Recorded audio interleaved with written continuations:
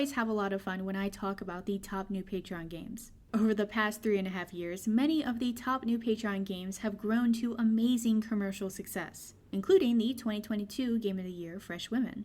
This also gives me a chance to talk about projects that are so early in development that I wouldn't otherwise cover until they have a lot more content. This can be tricky. Will a game with only a few builds actually finish? And if so, how long will that take? In spite of that, looking at the top new games allows us to see where our industry is and hopefully give us a good picture of where it is going. And as you will see from this list, we are definitely moving towards games that use AI and machine learning assisted tools, and I'll talk more about that later on. I also made a shortish video giving my personal views on this subject if you're interested. As for this list, some of the developer names and game titles are not allowed by YouTube, but as always, all links can be found for free on my Patreon. I saw the feedback you got from the AI art video, and it was very passionate. Yeah, it was.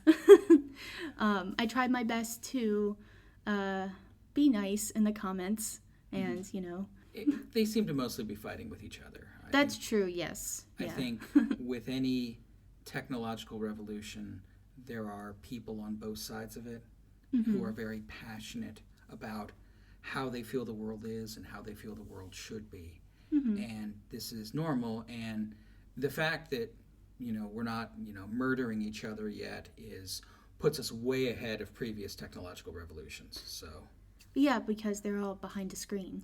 They're actually all behind a screen with like swords as they're typing. One of the difficulties with disruption is a lot of the ramifications and violence that comes from it. People don't realize it's part of it until later after on. Yeah. So we'll be deep into this before we realize, oh, wait a second.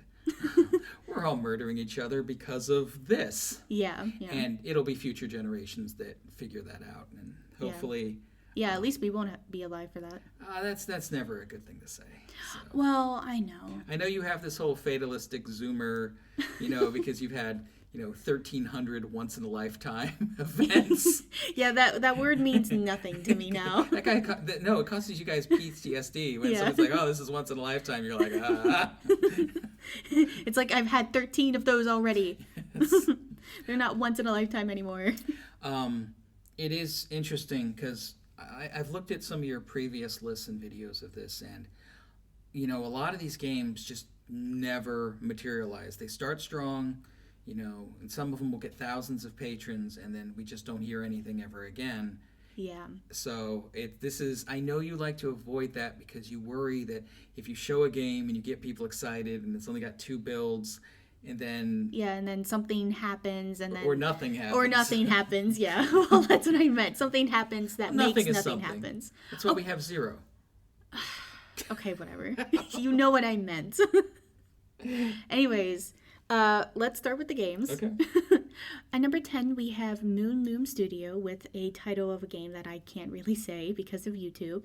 But their Patreon launched in December, and it grew a lot in the beginning, and it kind of has flattened out a bit. But this is basically a horror 3D Backrooms parody. Do you know what the Backrooms are? No, I have no idea what that is. Okay, so the Backrooms are... It's this really... It's this huge... empty area of like never-ending rooms, and each one has like a different theme and a level. This is a cartoon? Is this no, a video game? it's originally was from 4chan, and it started out as kind of just these creepy rooms, and it focused more on the liminal space. I can't say the word. And then people started adding monsters into it, and it kind of just grew from there, and with a bunch of games being made about it. And that's basically what this game is. So you are no-clipped into the back rooms, and you are chased by a creature. Okay, so it's a horror game. Yeah, it's a horror game. All right. And I've actually wanted to play a Backrooms parody, or just a Backrooms game before, and I guess this was like the perfect opportunity to play that. It did scare me a few times. Of course it did. But there's a level that is pretty brightly lit, And so that's probably what I'm going to be showing the most footage from because I basically memorized the layout of that area and I just stuck with that area. It's the pool rooms. And so it's you're looking at me like I'm crazy. It's basically these rooms that are like the tiled walls and like where swimming pools are. Yeah, like the swimming pool walls, and then I know the real there's a reason that little you're water. using a stage like that, because no one will be wearing a top hat in the swimming pool. Yeah, you're right. None of the monsters have top hats. There's no top hats to be found. All right, so there you go. This is a safe level of horror for you. Yeah, and yeah, what I did was that I waited until the creature was like in sight, and then I would know where the creature was. Well, yeah, you're in the pool room. You do a lot of waiting in the pool room. Yeah, you're so stupid. It's not even deep enough. It's like to your ankles. So like that's not a pool. That's a puddle. It's the puddle room. That's a pretty big puddle because the water is like everywhere. So you're just running around in like ankle deep water, or maybe like shin deep or something. But basically, yeah, it's a horror game, 3D environment and characters. They do have difficulty modes, so they have an easy mode, a normal mode, and a hard mode, and each level has their own perks and downsides. So like the easy mode, all the lights are on, there are no puzzles or barricades, but you do get less money. Baby's first horror game. Yeah, basically. It was actually hard because I played the easy mode first, but then I realized that there were no puzzles. But I went into the easy mode thinking that there would be puzzles. So I was basically wandering around like, what am I supposed to be doing? But I didn't need to do anything. So that was embarrassing, even though I was alone. There are two characters, Car and Mal, and both can have a default skin or they can be naked. And then Car can actually have a Fuda skin. And I'm assuming what maybe kind of the sexual content? What kind of flavors are in this game? Well, Monster Girl. Okay. So is it they're chasing you, and is it a sex on defeat mechanic, or this? It can be. There are items that you can get, like this horny spray that you can get, and then you can spray the monster with the horny spray, and but you also have to be horny. So listen, and then there's a shop that you can buy these things. So you can buy the horny spray, spray the monster. And then you can have a horny level from the shop. You can have your horny level permanently increased. So because otherwise, if no one is horny, then it's a game over. So if no one is horny. No one's horny. They're not even going to let you play. There's no point. Yeah.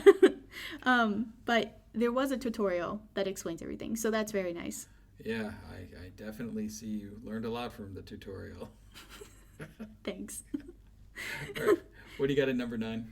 So at number 9 is Circle Games, Creating My New Girlfriend. Their Patreon launched in May, so it's pretty new, and it's been having steady growth so far. It's got girlfriend in it, so is it an NTR game? Yes. What kind of NTR? What kind of NTR? Yeah. Netherase. Okay, because I think the ship has sailed on this. I mean, you fought the hard fight. You fought the hard fight to get like NTR to just it's supposed to be just Netherase. Yes. But for some reason, it like Netherase, Notori, and it's all categorized. And as so that. many Steam games have NTR on the title, and they're just a pure Notori game. Yeah, it's really frustrating because then you have to like read into it and you're like, okay, is this a Netherase, Notori, or Netherare? And it's like, which one is it, guys? Because it's different. And a quick thing for people at home who don't know, Netherare is when you get your girlfriend stolen. Sorry, your loved one stolen. Netherase is when you're like a consensual part of that. You're like, oh yeah, that's really cool. Yeah. And then Notori is when you're the person doing the stealing. Yeah. So they are different themes being categorized as the under same one umbrella. thing. Yeah, and it's not, and it's Because maddening. It's not like people are, cantankerous enough in this space with NTR. Let's just make them even more angry and confused. But this game, it is a kinetic novel, and you play as Eric, who is dating Violet, a very adventurous new girlfriend. And Eric knows this, and is kind of discovering that he does kind of like Violet doing other things with other men. And so he, just chases after those feelings. And it's about this Netherase and exhibitionism flavor journey. The funny thing about the exhibitionism flavor is all of these games are, by the nature of the medium, incredibly voyeuristic. Yes. We are, even if we are engaged in the game, even if we're participating, we are still to some degree this observer. So it's really interesting to me how I wonder how much of these flavors are popular because of the voyeuristic aspect, where maybe a person wouldn't like this flavor as much if it wasn't intrinsically voyeuristic, but the voyeurism makes the flavor more palatable. And so Netherase, I don't know how you could have that without being an observer, because otherwise do you just not know about it? Because you have the Oblivious games, but even with the Oblivious games, we as the player are still being shown or told something, even if the protagonist is oblivious. So this whole exhibition voyeurism thing, for me, it's like, okay, I can't really tell where the one line ends and the other line begins, because this is so intrinsically voyeuristic. Oh well. But there are a bunch of other characters in the game, including his family members, his new neighbors, and also his best friend, who all kind of just dive into the journey that he's... Dive into the journey. Well, I don't know. Just they also do the things that the game is about, the Netherase. And this is an AI art game? Yeah, all purely AI art. And like I said, it's kinetic novel, so you don't really... You're just along for the ride. Yeah, just sit back and enjoy it. And at number 8? Number 8 is Jupiterian creating Fataclism. I think I can say that word. Sure. Fataclism. Their Patreon launched in May, so again, 2 months. And it was doing very well, actually, but it is kind of dwindling in patrons. So that's concerning. But it covers the weight gaining flavor, and we're actually seeing a growth in popularity for that, along with the Vor flavor. Vor is usually paired with the furry or the monster girl flavor. Like I talked about in the last podcast, how Anthro Heat has added Vor to their game. And they're one of the contenders for top adult gaming Patreon in 2024. And then weight gaining is usually paired with transformation. Another game that I can think of is called Fattening Career.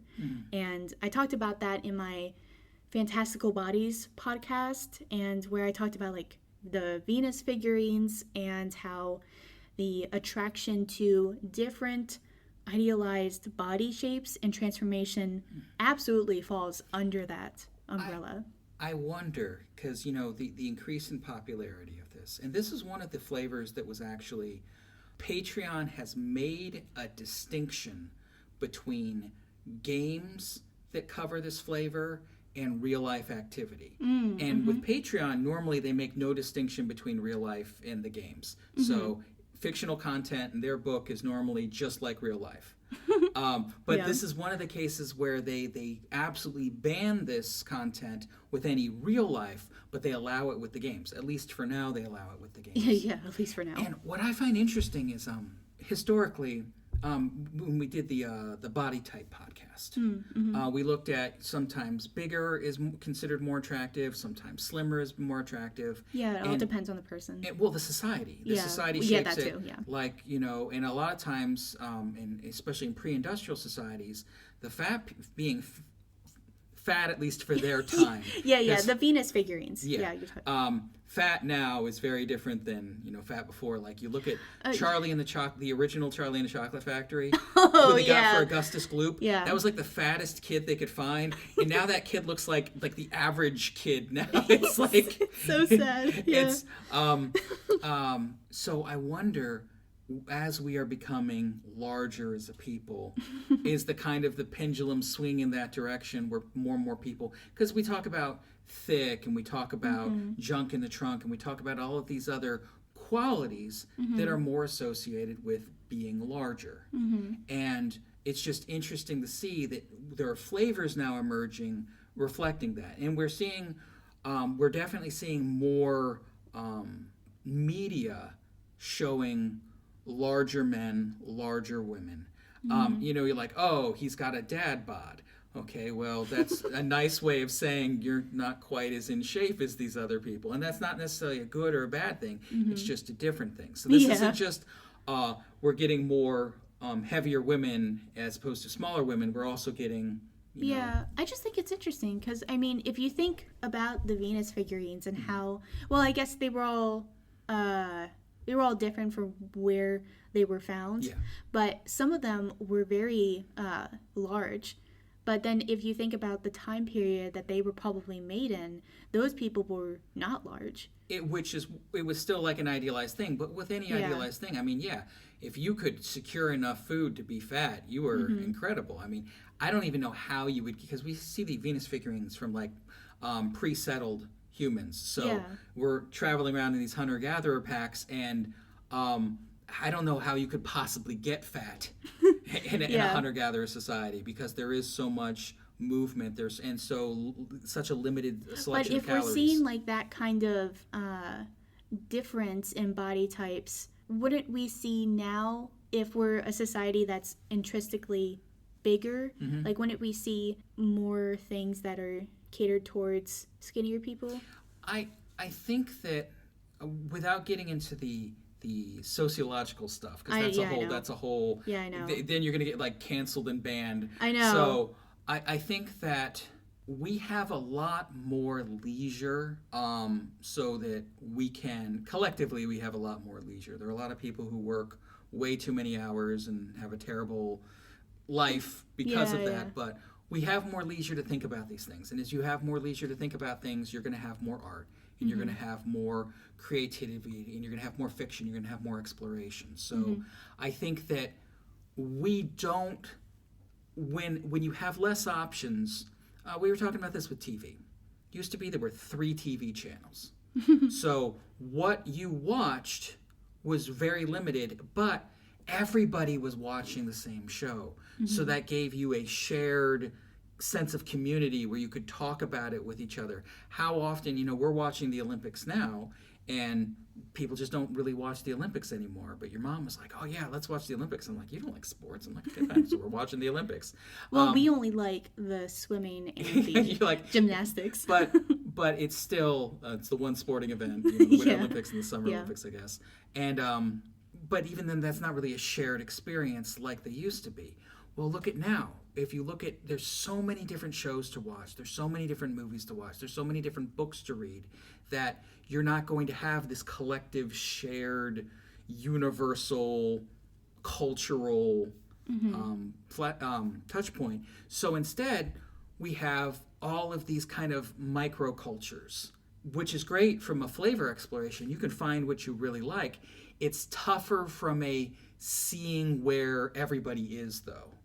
Because you can, with time, see where everybody is, but you're going to need more time since you have so many different flavors and so many different interests and so many different things to choose from. It's hard to see what is actually very popular. So I don't know how popular this emerging flavor is. I know that transformation in general seems to be popular as part of that corruption subset. Oh, yeah. And corruption seems to be the most popular flavor. Yeah, especially female corruption. Well, because traditionally, women tend to be the sexual gatekeepers. So if they are the ones limiting access to sex, corrupting them into being more sexually permissive, sexually free, is a way to reduce the gatekeeping. So how much of that is a biological thing, how much of that is a social construct, I don't know. But and we have to acknowledge that in these games, it's mostly men playing. So when you look at your Otome games, which you really like, how much of those focus on corruption? None.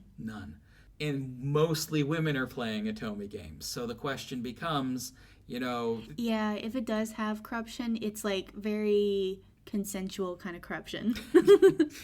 This is all consensual. Because, No, I know. I know. You know what I meant. You go into one of your consent rants. No, I'm not. Maybe. So it's interesting to see how this flavor is going to continue to emerge. Now, this is a transformation-focused game, so it's mostly text-based then, right? Yes, it is very much Could text-based. you imagine, like, a transformation game that wasn't text-based? Like, I mean, how complicated that would have to be? Well, Superhuman is a transformation game, and it's really popular. And, I mean, it is a visual novel, and actually kind of a bit of a sandbox, but it's basically a visual But it's novel. one path, really.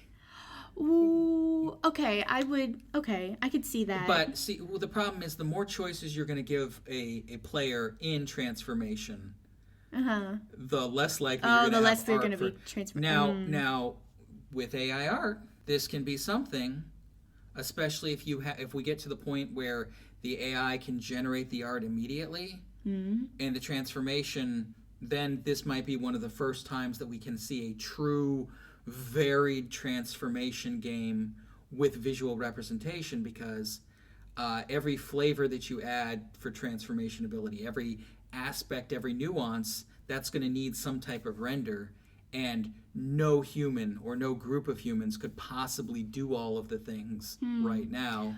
Yeah, I mean, for the transformation in Fataclysm, right now it's just from the battles. So instead of the damage that you take, you gain fat.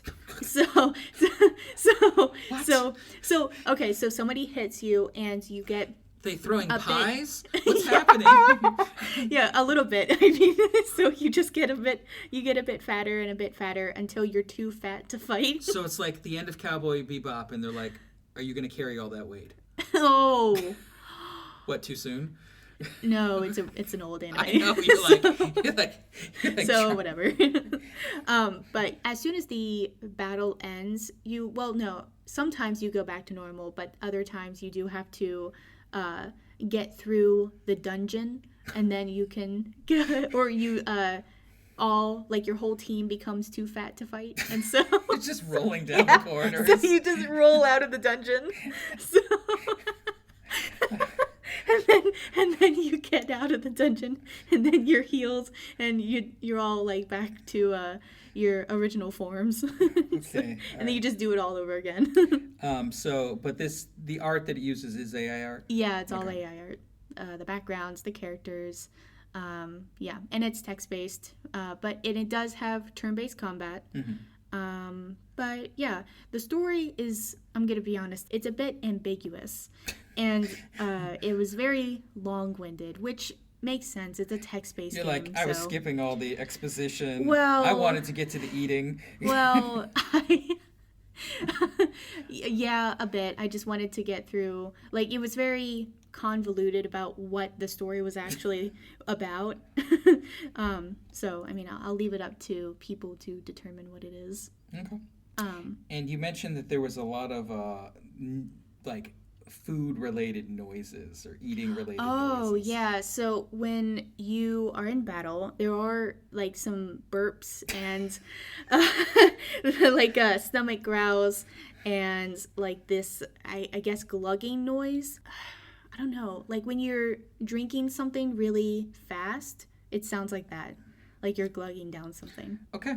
And what do you have at number 7? So at number 7, we have a developer that I can't say creating a game called Gamer Struggles. And so their Patreon launched in January, and since then they've been having great growth. So the story is that you are kicked out of your house by your dad who thinks you need to get a life. This is a furry game. It's like a furry pixel art game. Is the main character furry? Yeah, she gets kicked out, and you kind of just wander around in search of what to do. And so you run into a lot of monsters. You run into this like potion stuff that makes you horny. Of course. And you're starting to like realize that this world is very dangerous. Then you actually find a job opportunity with Lord of the Fries. And it's Lord of the Fries instead of Lord of the Flies. You get it? Yeah. Okay. No, please explain. I'm not going to. You're just so you can get a job with them, but you do have to travel to the city and talk to the boss there. It has different levels. There's a forest and cave level, and then you have a beach level. This is a pixel art game? Yeah, pixel art. It's a 2D side scroller. It's really fun. You can either defeat the enemies, or you can actually have sex on defeat mechanics. Okay. It doesn't tell you actually, well, maybe I missed it, but you can actually punch the enemies, and I had to learn that on my own. I was basically just running around away from them. But one thing I did want to say is that the music in the game is actually pretty good. Okay. And I'm pretty sure I sat for a good while listening to the main menu music because it was just so good. All right. And it was so nice. But yeah, I really like this game. So compared to like Flipwitch, which was your best soundtrack last year. Oh, well, how is Flipwitch. this? It's still better? Yeah, it's Okay. still better. All right. But this is very reminiscent of Okay. it. And I like that. All right. And Sex on Defeat, any vor or just furry? No, right now it's just furry. Okay. You can get with a bear, a crocodile, a fox, and a wolf. All right. There you go. Right now. What do you have at number 6? At number 6, I have TDL creating City of Secrets. This Patreon launched in January, and it's been doing, again, very well. Pretty steady growth. It is a female corruption RPG. So the story is a bit weird. You are pushed into a contract, and your soul is now bound with another person. And to complete the contract and get your soul back, you have to figure out what's happening in your town and uncover this mystery surrounding the disappearances of young women. And it all involves like this secret company that you find out as you go along. And So, are you bound to a demon? it's weird. She's very vague about what she is, but she it's can another see, female character. It is. Okay. And it kind of reminded me of Star Nightis Aura, where Okay. there's somebody like in her mind. In her tinkering around. Yeah, well, she hasn't tinkered around yet, but it looks like We're moving in that direction. Yeah, we're going to move into that direction where either the main character can go inside and figure out stuff, or the other girl will do that. I don't know. Okay. But yeah, it reminded me a lot of Star Nightis Another Aura. pixel art game? Yeah, pixel art. It's an RPG, so it uses all those graphics. But they did make handmade sprites for Okay. for all the walking around. It's a lot of work. Yes, it is. Hand-drawn art for the sprites that kind of pop up, but then pixel handmade sprites for just like walking around. So, it looks like it's in a corruption direction, just not a lot of corruption yet. Yes. Okay. Yes. So, we should expect transformation. Any other main flavors? Yeah. Oh, when she goes into the dungeon, she actually gains a dick. So, Futanari. Got So it. yeah, there is a bit of Fuda flavor into that, Okay. and she can interact with the monsters that are in there. And actually, the sex scenes are cool. Like you get a hand drawn portion of the sex scene on one side of the I guess computer or whatever you're playing, the monitor. The one window. Yeah, the one portion of the screen, and then the other portion of the screen is the animated pixel. And unfortunately, you can't show this because you'd have No, I one can't. dinosaur censorship thing and then another dinosaur censorship thing. So I'm trying to like explain it. Like it's on one portion of the screen. Big screen. Yeah. But yeah, it was really fun. There's, like I said, there were dungeons that you can go into. There's bosses to defeat in there. And the places that you can go to right now are just the university, the apartment, and the city. and the city has like a bunch of things to do in there. So this is one of those standard, you've got a central town location, and then you do dungeon dives, and then university on the side. Is there relationship building in the town as well, or is the sexual interactions just located in the dungeon? Don't know yet? Too early? No. Okay, so right now I would say the university and the city, like the dungeon portion. Okay. I would say both. All right. Number 5? So number 5 is Lestag creating Netarace Phone. I know what this is about. Yeah, Netarace. The Patreon launched in May, and it has growth, but it's going in like that stair growth. Yeah. It's steadily climbing. I mean, you even have that with your Patreon. I think. Yeah. You have one of the things that I've noticed with your Patreon is you'll have spikes of growth, and then it'll be kind of flat, and you'll have spikes of growth. And a lot of those spikes of growth have to do with when you actually talk about your Patreon and say, "Hey, this is the only way I make money. Can you please join the Patreon?" Should I put another like? No, hey. no, it's up to you. Join the Patreon, you are in please. charge of your own marketing. So I know. It just feels weird. I get it, and this is what happens when you have the introvert be in charge of one of the most extroverted jobs you can have. I mean, I don't know if there's a more extroverted job than YouTuber. I know. I don't know what to say. I mean, I obviously feel like, you're supposed to say join my Patreon. Okay, fine. Join my Patreon if you have the money. Well, there's the free too. Oh yeah, right. There's the free thing. Which you do put stuff for them, which is which is cool because you don't have to do that. But yeah. You're like. Join it if you want. So anyways, Netarace Phone. Yeah, Netarace Phone. It's a phone game, if you couldn't tell, and it deals with mostly text messages. So you're dating your girlfriend, and it's kind of revealed that you want to open up your relationship if it's okay with her. And so she's free to just sleep with other guys, and she tells you all about it through text. Given the title of the game, I'm pretty sure she's okay with it. Yeah, she is okay. Just jumping ahead a little. Yeah, jumping the gun, but she is okay with it. It goes. I said that because it kind of goes in the first chapter and a little bit in the second chapter. It goes into like trying to ease her into this lifestyle. Yeah, so she's like, if you're okay with it. I guess it's opposed to it's not a 0 to 60 jump right in. There is a little bit of a development. Yeah, and I do think how they interact as a couple is very realistic. I know I'm saying that, but I don't know how realistic this flavor is from a real life kind of thing. So yeah. I think that there are a lot of people that have very strong feelings about this particular subject in real life, and we will avoid that. Yes, please. I don't want to do that. If you want to talk about that stuff, you can go listen to Destiny. He's got all sorts of stories. What, too soon? No. It's just, jeez.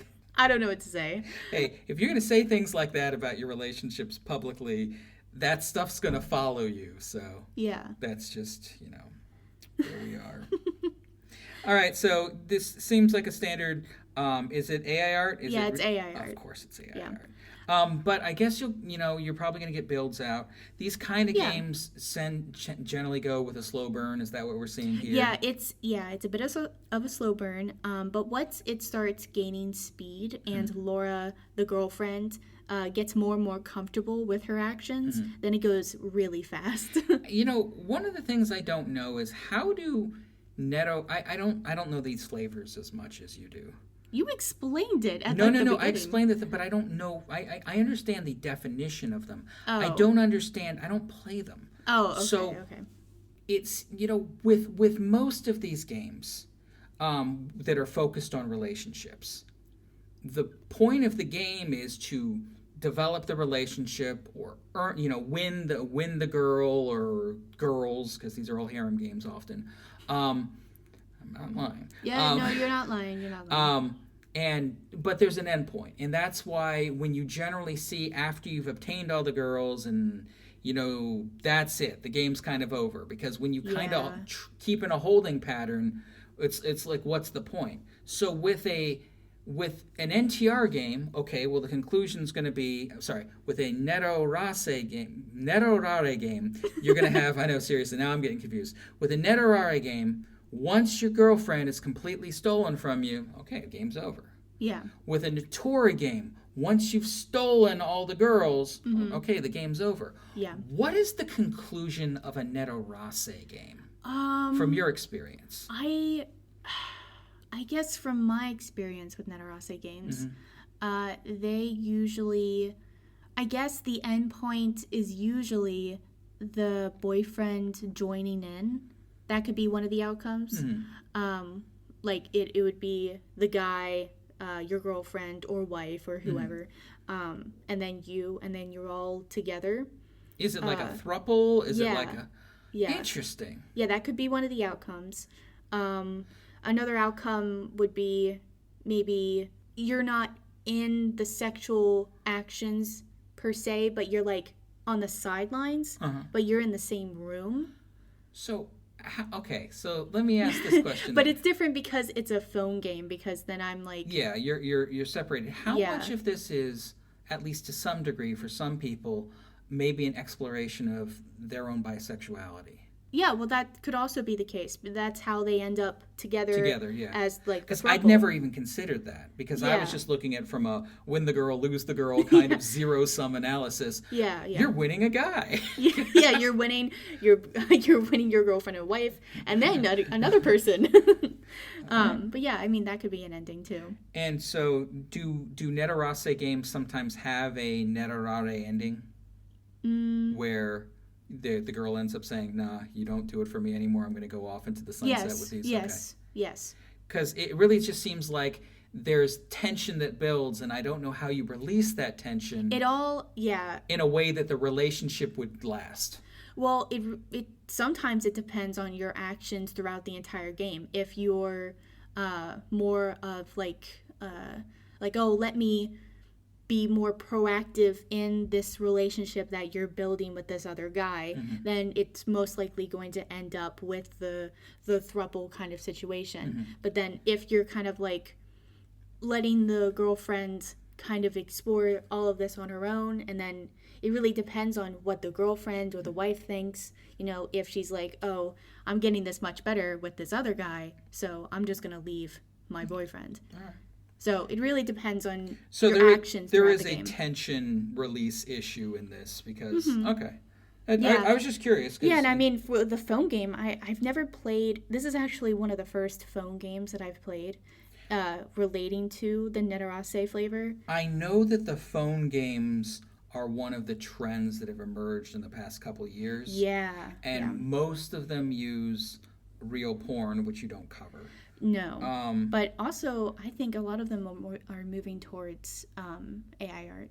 Well, which makes sense. Yeah, it makes sense because it is, as much as people who are against AI art have issues with the legality. I think we can all agree that AI art is probably more legal than taking actual images of real life people without their consent. Yes. So if these games are starting to use AI art, then that means that I can actually cover them. So well, at least unless the law changes, which I don't think. I think it'll be a while until that happens. The thing I disagreed with you on your video, because a lot of people wanted to bring up the point that, well, it's theft. And they're not wrong. No, they're not wrong. But the thing that I don't know if people are paying attention to is what we consider to be theft, what we consider to be fair game and not fair game, that changes over time. So when you talked about the Luddites, and one of the things that the Luddites argued, there was this idea that you had a right to be employed. You had a right to labor. It was part of the social contract that if you wanted to work in the trade that you had learned, there was going to be a job for you. And this was taking away from that. So it really was seen at the time as theft. And what happened is our concept of theft changed. It wasn't that people acknowledged, yes, we're stealing and we'll stop doing it. It's just that it kept happening, and I really think that that's what we're going to see here. I do not think that our concept of intellectual property works. I do not think that Disney being able to take a fairy tale and make a movie about that fairy tale and claim it as their own. And then own it for 80 years. Yeah. I think that's ridiculous. And this is all part of that. And yes, the people in power are going to make the decisions, and the people in power are going to choose the direction we go in. And they're not going to care about the artists. No, they're not. They're going to care about how quickly and cheaply they can get a product out. And I really feel bad for the people making this argument, because they're right, but they're missing the point that the people in power don't care. Yeah. Because they've never cared. Yeah. And they're never going to care. And I just, and getting people to care about these things when the people in power are against that rarely works out well. And it is always all for the people fighting for their rights. And I'm not saying they shouldn't fight. I'm just saying that, you know, it's not, this isn't going to end well. No. And I my heart goes out to them. Me too. Well, somebody said, how would you feel if somebody was taking your videos and your likeness and your voice and making their own videos? Yeah. And what did you say to them? I expected that to happen. Yeah. So. And because you've talked about this, and you at say, some point, you say the only thing that's keeping you safer is because you're talking about stuff that AIs really can't talk about as much. Yeah. So you're like, well, it'll be a little bit longer for me till I get screwed. Just a little bit. I thought that was a little Machiavellian, but I get where you're coming from. So it'll be interesting to see. I think this is an emerging genre of this whole kind of phone thing, and it makes sense because what was the movie you just watched? The Ninth Gate. Ninth Gate. That one, yeah. And that was almost no internet. It was almost no technology. Yeah, it was so interesting about how they kept using like phone booths, and and I know that sounds like mean, but like I was just fascinated how like they had to like the mechanism. Yeah, they had to be like, oh, go to that phone booth, and like a phone call is waiting for you, and I'm just like, it's just so weird for me to think about. And he was like going to actual places and looking at things because he couldn't look them up. Yeah, that sounds fun. And so I think this type of phone game is emerging because everybody has had phones long enough, so we have this kind of shared understanding of how phone interactions work. And one of the things that shocked me about you talking years ago, you brought up how normal you thought it was for people to date and not live near each other. And you have the relationship online, and you talk online, and you message online. And like long distance. Yeah, you saw that as like a normal thing. Yeah. And I was just like, wow. I mean, I understand that long distance relationships exist, but the whole point is to not make, and it's called long distance because that's the telephone calls were long distance that you would make. That's why it's called long distance. I mean, I just thought it was because it was a long distance. distance. I realized that, which is why I wanted to. But no, so I think this is interesting. This game style is emerging because this is a technology that we're all familiar with now and using. So I think we'll see more games like this and more games that integrate this type of communication style. Because I think it's just art imitating life. Yeah. And speaking of, we're gonna keep seeing it. Our next game is actually another phone game. So. Oh really? Okay. Yeah. It's Honey Lust, and they are making games that I can also not say. But you can say Honey Lust. I think I can say Honey Lust. If you really like honey, this is the game for you. Yeah, I can say one of their games is called Household Desires. Okay. But the other ones I'm not going to say. So is this a lot of small games or mini games or? So each game is different. Mm-hmm. So for one of the games, you are hired as a content creator where you have to sort through pictures, and you are given like job quests by your boss or your clients or whoever, and you just have to sort through each of the right Looking pictures. at what the title is called, it looks like you are working for a content creator and you're like moderating their stuff and you're like editing. Yeah. Basically they just send you pictures and they're just like, oh, okay, so can you get rid of all of the pictures with bikinis in them? And we don't need none of that bikinis. And keep the ones where the women are wearing like a comfortable outfit. And but so bikinis can be comfortable. I've never worn a bikini, so I could be lying. Yeah, you are lying because it's not comfortable. I'm like, I said I could be lying. You're like, you are lying. So you caught me. I have worn a bikini. No. Oh my gosh. I can't see that. I've worn singlets, and those are not comfortable. So what are those? Singlets are what wrestlers wear. Oh, those things. Yes, those things. Yeah. So those are not comfortable. No, they don't look comfortable. They're yeah, especially with their little hats. Those always look uncomfortable. Wait, are those not wrestling hats? Oh my God, stop it. What are they? What are they? They're like the headgear. The head padded that has ones. nothing to do with the singlet. Oh, really? Yes, that's to keep you from tearing up your ears. Oh. Which they call cauliflower ears. Because if you look at somebody who's got their ears, the cartilage just gets all messed Ew. up. And just, MMA fighters have the problem too. If you look at their ears, oh yeah. You never want to look at a ballerina's feet or a wrestler's ears. That's such a weird body part because I don't think ears as being important. Because you're getting smacked. Maybe if you like don't your have the hands. headgear on, the hands are hitting the ears. They're getting moved down when you're in the down position. You're just your ears flop. So they eventually, if you flop them enough, they're going to get all gnarled and nasty. And God, that sounds awful. Yeah. Okay, anyways. The other games.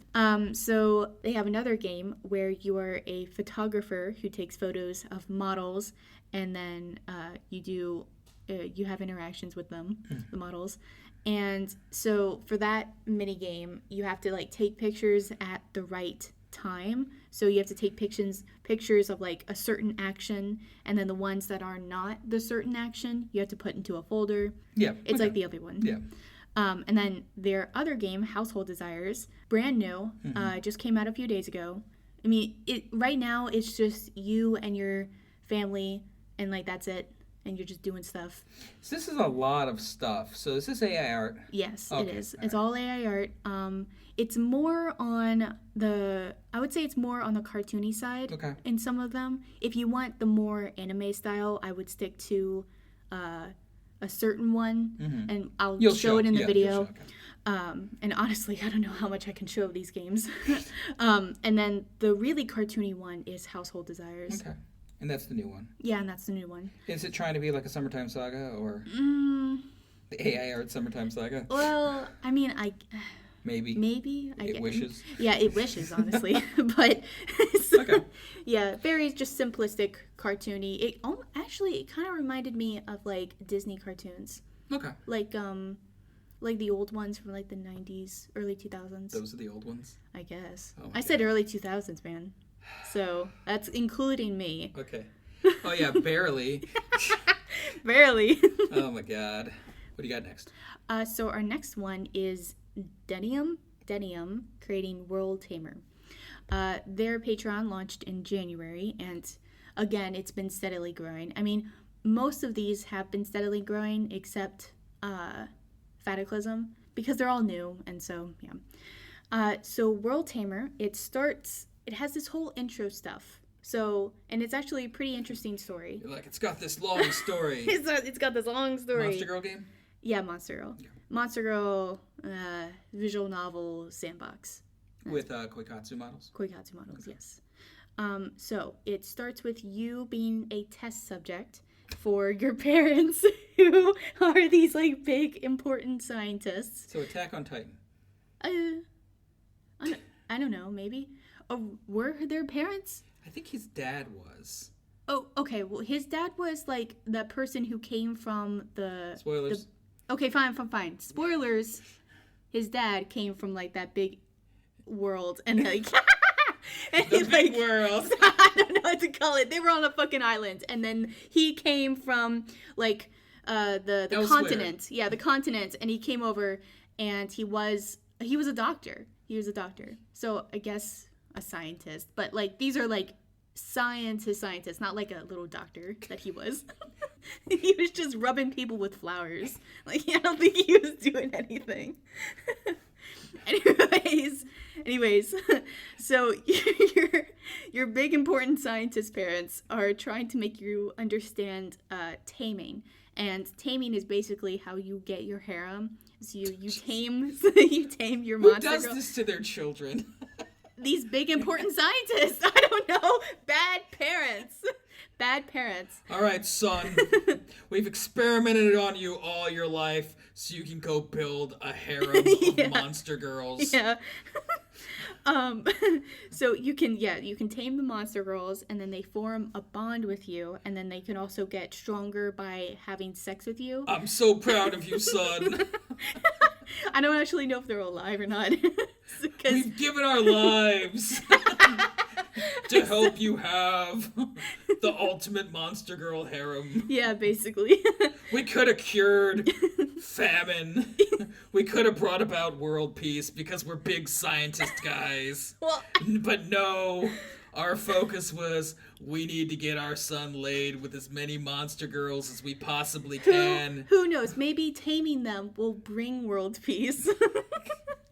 I don't know. This convoluted backstory so you can feel completely okay to go build your harem of monster girls. Yeah, pretty much. With Koikatsu models and AI backgrounds. Yeah. But basically, you're in that little area, or like you're with the scientist, and then you break out with the help of an employee. Why do you need to break out if they're like grooming you to be the ultimate? Because the employee feels bad for you. Because they're just like, why are they experimenting on a little child? But they're experimenting on you to make you build the harem. I don't understand. But you don't know that because you're small. Maybe this is all part of it. And they planned for you to be released right when you released, but they wanted to make it seem like you were escaping so you'd go do it. Okay, maybe. Because they've been messing with you your whole life. They're still messing with you. And they're watching like it's the Truman Show. You're graduated from college right now. So it's been so long. It's been years. Dude, it's a very involved scientific process, obviously. So where are all these monster girls? Are they like regular? Yeah, they're just in society. The monster girls are just in society doing things as humans are. As like sapient members of society, yeah. And you're like enslaving their wills? You're not enslaving their will. You're taming them. Yeah, but you can also be tamed. You can also be tamed by them, even though it's just like the same outcome. So it's like, I don't know what the point is. I mean, maybe the point is like, she's then in charge of you. You know what the point is? This is my fault for trying to make sense of. I told you the story is like from an adult game. I don't know what I was thinking. Okay, I apologize. So the goal of the game is to find out what happened to your parents' company and that you escaped from? That you escaped from, because now you're back from college and you're just like, okay, I need to figure out what actually fucking happened. So you go back to your hometown and you meet up with the employee that broke you out, and she's somehow. Of course, it's a girl. Yeah. Well, yeah, duh. I'm dumb. I didn't even and realize. of course she's still alive. Is she a monster girl? No, she's actually human. Oh, you God. can't actually tame humans. You can only tame monster girls. You can only tame monster girls. But you can have relationships with the humans. So, but they're not a part of that tamed harem that you have. They're a part of, I guess, just another harem. I guess. I don't know. Avoiding the emerging ethical issues here. Yeah. But yeah, you brought up a good thing. They have AI backgrounds.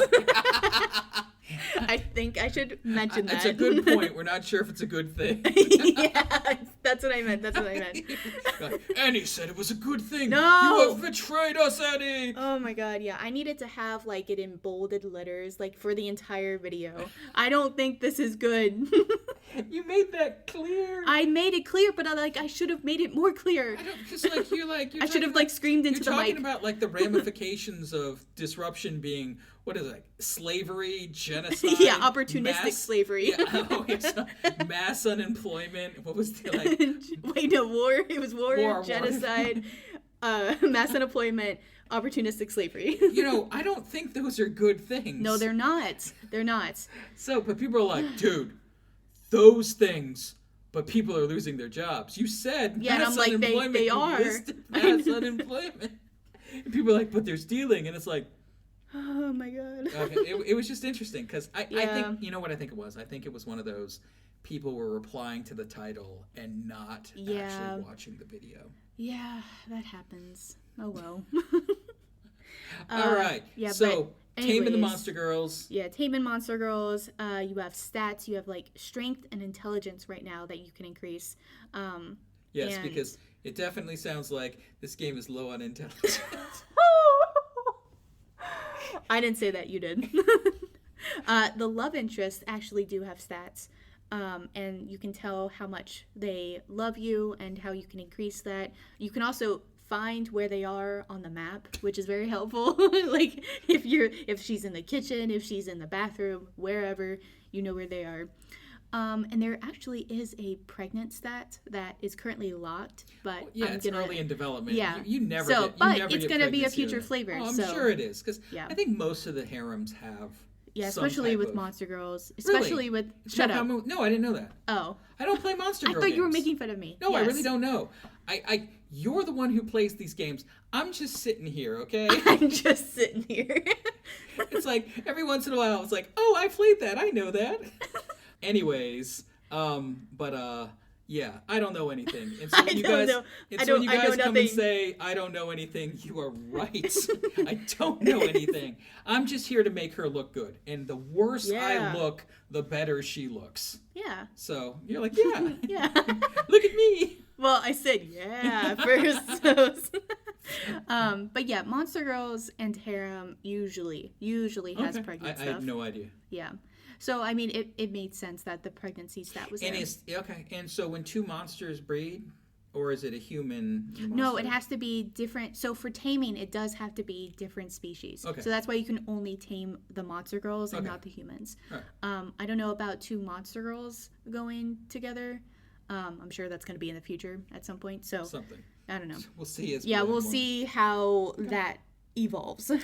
So, at number 2, we have Starhound Studios creating Vesper, Lust, and Hunger.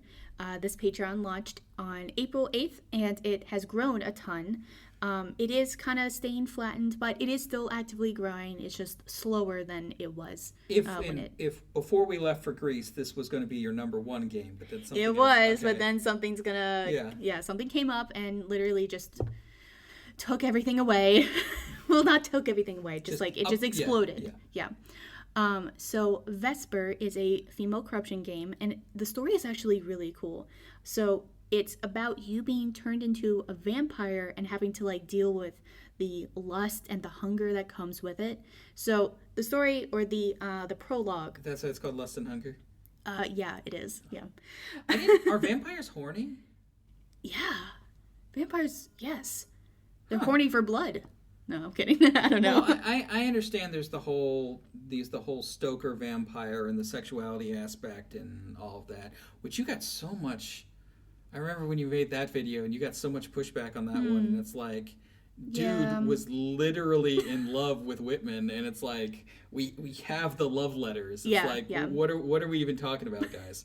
So but for vampires, I don't know. I mean, I feel like their whole body is. I thought the hunger was like the metaphor for lust. The overpowering lust. The whole idea of we all have unnatural desires, and the vampire was like presented as this. The modern vampire was presented as this vampire to show this overpowering desire and being considered a monster for it and everything else. But I didn't know vampires were horny. Well, I mean, I guess it depends on the person. All right, no, it's fine. I mean, in an adult game, yes, they You're are telling me horny. that vampires don't sparkle in the sunlight? I'm so disappointed. Yeah, they don't. Man, you're so lied to. I know.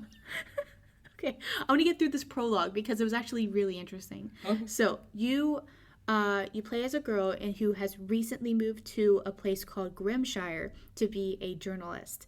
And you become obsessed with this one case about a missing woman. And you eventually find her. Well, you're found first and then kidnapped by her boyfriend, who was worried that you were getting too close to figuring out where she was. So, because it turned out that she was actually a vampire, and she was turned a vampire by her boyfriend because they loved each other. And she actually takes pity on you and turns you into a vampire so that you can try to escape. But you're still weak, so you have to have help from her because you're in like this house. You're looking at me like I'm crazy. I'm just trying to follow. You told me to listen. I'm trying to listen and follow this pull out. Yeah, I know. I'm sorry.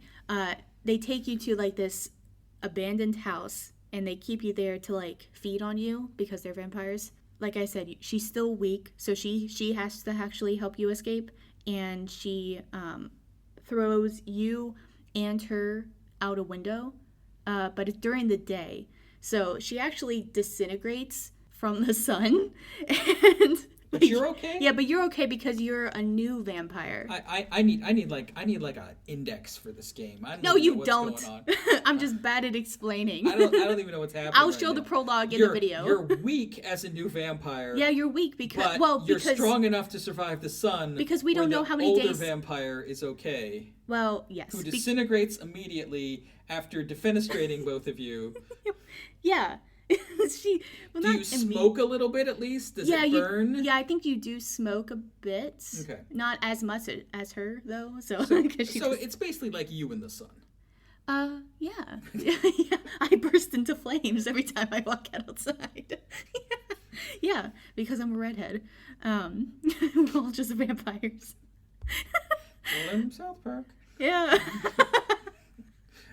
Yeah, pretty much. Yeah, we also worship the devil. Everything that South Park says is true. It's okay. The only non-ginger in the family. Thank you. Yeah. So, anyways, you end up going home, but the person who introduced you to this vampire world is now dead. So you're kind of just like left to deal with all of this alone because you're also in a new town. So you know nobody to talk to. I'm new in town. Yeah, so you kind of just have to figure out how to be a vampire at like level 1. So it's a really interesting story. I've never played a game where you have to just like start from zero as a vampire. So I'm getting Vampire the Masquerade vibes. So it'll be interesting to see. What's that? Vampire the Masquerade is a game, and it was a. You know this. It's the turn-based one where the LARP people who played rock paper scissors. Oh. And they made video games out of it. There's a whole, and I think it's all basically from Anne Rice. They were imitating that whole kind of sub world of vampires, and that's what the Masquerade is supposed to be. So it'll be interesting to see. I'm sure you'll enjoy this because you guys like vampires, so whatever. Yeah, I also really liked the hand-drawn art and backgrounds. Of course. It was really pretty. So the gameplay is that you have to keep track of your hunger, your sanity, and your energy levels. Mm-hmm. Like if you get too hungry, your sanity will increase, and then if your sanity fills up, you go crazy and the game ends. So shouldn't that be an insanity bar as opposed to a sanity bar? No. You would it could end at insanity. You would lose sanity or you're gaining insanity. Oh, okay. Just saying. Okay, if the developer's listening, that's a good point. Is it an insanity bar, or do you start at 100% sanity and then it drops? And that's like Call of Cthulhu. There's the insanity for that. Oh, I literally did not even register that. It's okay. It's a math thing. Of course. You also have a time limit of 90 days until. So what? Yeah, I know. What happens in 3 months? I don't know. I just remember it having a time limit for 90 days. You don't really need 90 days. I mean, at like 30, I was already like pretty much not fully corrupted, but like I was God incarnate. I was pretty high on the corruption bar. So I mean, 90 days is very generous. Okay. For whatever. Well, because they're gonna add a lot more stuff, so we'll just see what it goes. Yeah. So you can do 3 things a day. You can do your journalistic job. Mm-hmm. You can become a bartender, a prostitute. You can study. You can run. You can do a ton of things. And so, just like real life, you can be a journalist, a bartender, a waitress, or a prostitute. These are your job options. yeah. What is this, 1930? Honestly, we have 3 roles for you as a woman. It does have like that 1930s noir kind of Oh, aesthetic. so like Call of Cthulhu. Yeah. Okay, all right. Yeah. All right, that's cool. Yeah, it is. And I also thought it was really cool. Like if you want to become a prostitute, then that hinders your ability to go to the hospital and get blood in that kind of story. Okay. There's I think there's 2 main story plot lines. There's like a sex one and a Rob Hospital one. Well, the Rob Hospital one actually does lead to sexual interactions, but then if you determine that you want to do the hospital run, then you can't actually become a prostitute because you're just like, well, I'm getting my blood from the hospital. So you're taking care of your hunger in 2 different ways. Yes, okay. Yes. And then you can also go to the park and capture little animals and use them for blood. Like the sparkly vampires do. Yeah, but that also increases your sanity. So, because, decreases your sanity. Oh, sorry. Increases your insanity. Yes, that's what I meant. Because... those animals have ticks and lice and all sorts of things you don't want to do. Yeah, and she just eats them like raw, and it's like, okay, all right, that would increase. All vampires eat raw. No, I know, but like coming from me as a human, looking at that, but I'm just saying. But all vampires feed raw. Yeah. Okay. Okay, that's fair. What is that's fair? I don't know. Maybe it's just I have to cook this blood ahead of time. Well, I don't know. It's just like they show a picture of her just like chowing down on a squirrel, and it's like it was just. That's just good like, eating. Yeah, I know it is, and I was grateful for the blood that it got me. So, but it was just like okay, that poor little squirrel. I'm gonna pick a path. Can you make the squirrel a vampire? It could be your little companion pet. That'd be so cute. Vampire squirrel. Oh, that would be so cute. I'll name you Fluffy. Yeah, honestly, you could have the squirrel work for you then.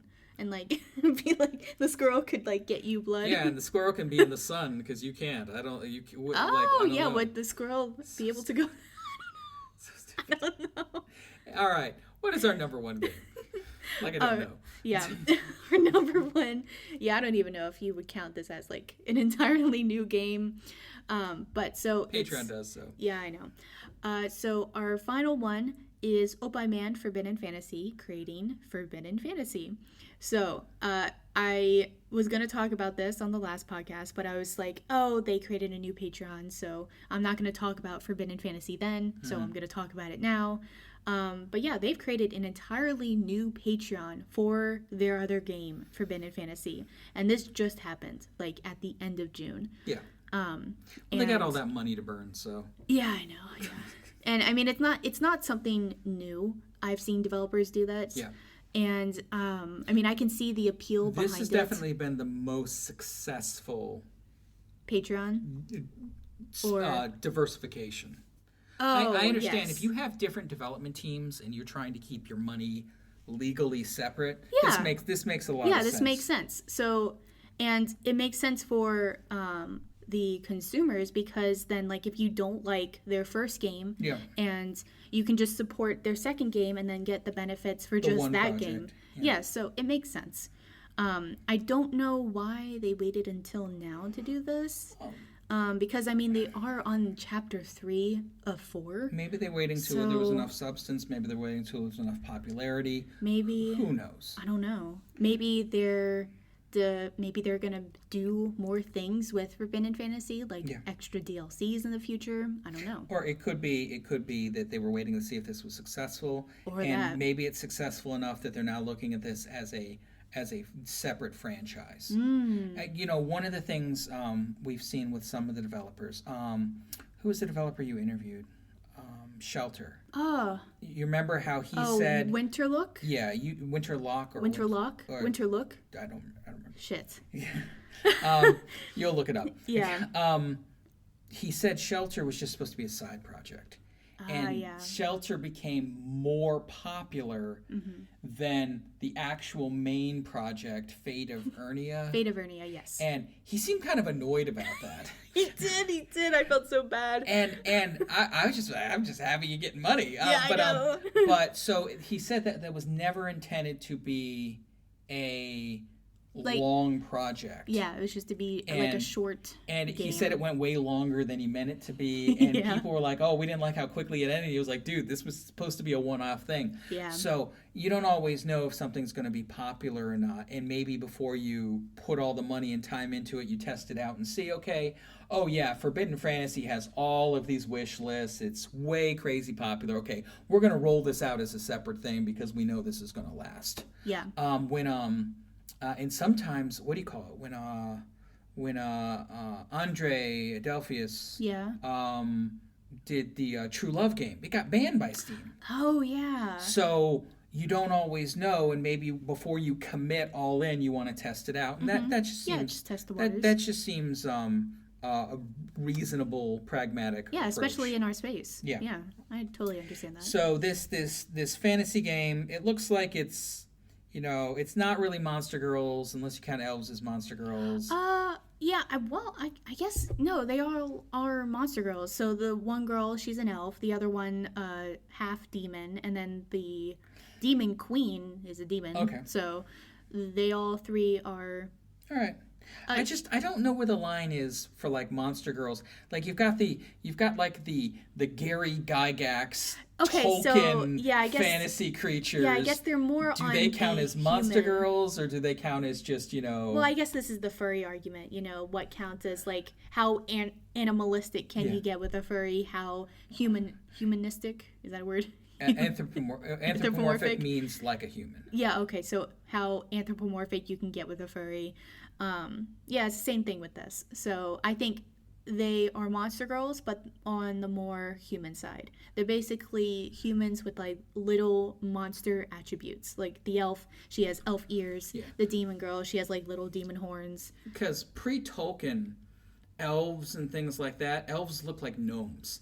And even if you look at the early Hobbit art, the elves don't look like how we think of elves now. They still look kind of very fey, very almost like gnomes and stuff. Oh. So, and then they get prettied up, and then the Peter Jackson stuff, they're just very prettied up. Legolas. So our perception of what elves are has changed, just like our perception of vampires has changed. Yeah. Because, that's the thing about fictional creatures.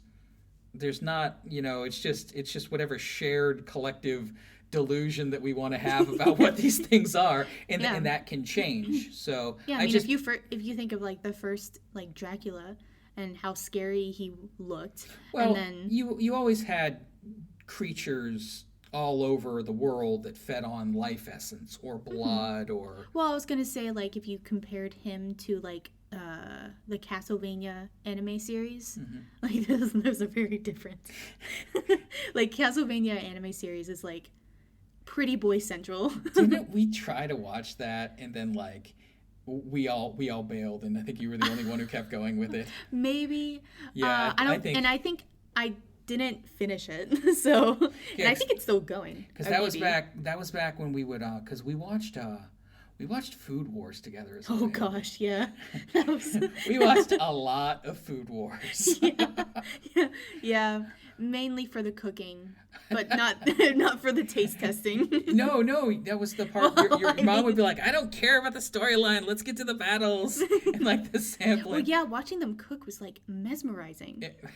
Well, not in the way you're stupid laughing. No. When their clothes burst off. No, that's not what I'm talking about. And they're flexing their manly muscles. No. I was mesmerized and drooling a little. No, I wasn't.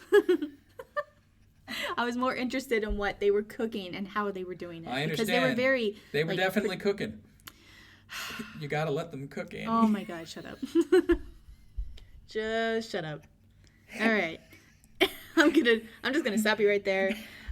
So chapter 3 of Forbidden Fantasy, that was actually just released.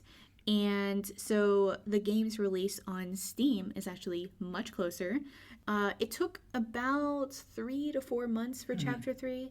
And So there's a chance. Yeah, so there is a chance for Chapter 4 to come out. And I'll possibly do a full review once it releases when it releases on Steam. Because, just depending on its cycle and release cycle and everything, maybe it'll be one of the top Steam games. Yeah, and I mean, if it comes out in December, I'm sure it's going to be high on next year's list. Yeah, it'll be on next year's list then. Yeah. So. Somewhere in the platinum. Well, because what happened was Fresh Women was your new Patreon of the year, and then the next year it was Game of the Year. Yeah. So if this came out the same year, if this ends up being the top new Patreon of the year, and then next year it's the Game of the Year, that would be pretty interesting. That would be very interesting. That would show that they do have a winning format, a winning, yes. Because there's no guarantee of success, but if they put together two very different back-to-back winners like this, I think at that point we can be like, okay, these guys know what they're doing. Mm-hmm. All right. As you can see, this is an incredibly varied selection of games and flavors. As for AI art, half of the developers in this list use some type of machine learning assets. I know many of you feel very strongly about this subject, and I want to be as fair as I can to all of you. I will share with you if I believe a game uses some type of machine learning assistance in the art, and I will continue to leave the decision on whether or not to fund a Patreon project up to you, the consumers. I understand that there are clear, unresolved legal and ethical arguments being made about this subject. But then, unresolved legal and ethical arguments seem to be a cornerstone of adult gaming. I welcome discussion about this and every other aspect of our industry. It is only by talking openly and respectfully about things we disagree on that we can truly embrace the idea of no shaming, just gaming. If you enjoyed this episode of Shame Free Gaming, be sure to check out my YouTube channel, my Patreon, and my Discord, and I will see you next time.